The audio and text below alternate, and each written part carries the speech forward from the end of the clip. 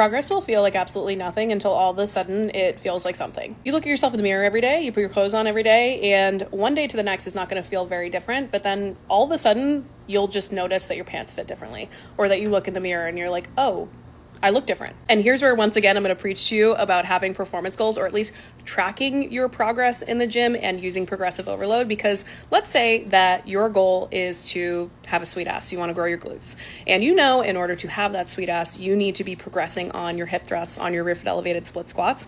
And if you're not tracking that week over week, how are you going to know that you're making any progress? Because I'm going to tell you that you're not going to see significant growth in your butt day to day, week to week, or even month to month, depending on your situation. So the best way to motivate yourself and know that you are moving in the right direction is by tracking your weights, your reps, your overall load in the gym with those exercises, so you know you're doing the right thing. So let's say we start your program doing 12 to 15 reps, 365 pounds, and by the end of that program, you're doing 385 pounds with the same protocol and getting close enough to failure. You now have a daily and weekly reminder that you are doing the right things and you are getting closer to your goals, even if you can't see it in the mirror quite yet.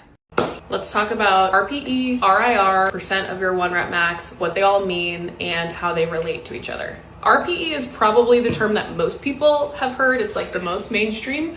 It stands for rate of perceived exertion. How hard is the set meant to be? So you might get prescribed RPE 9. That usually means it's gonna be a 9 out of 10. So that's a very hard set. RPE is a subjective scale, so it takes some time to build up like the reference point that you need in order to use the RPE scale effectively. I often say to folks on my team, how are you gonna know what a 7 RPE or 70% effort is if you don't know what it's like to go to 100%? So building your RPE scale or your effort level scale requires that you do learn how to go all the way to failure. RIR stands for reps in reserve, and it means exactly that. How many reps are you keeping in reserve on the set that you're doing? So if I told you to do a set of 5 at 2 RIR, it means that the weight that you're using, you would be able to do 7 reps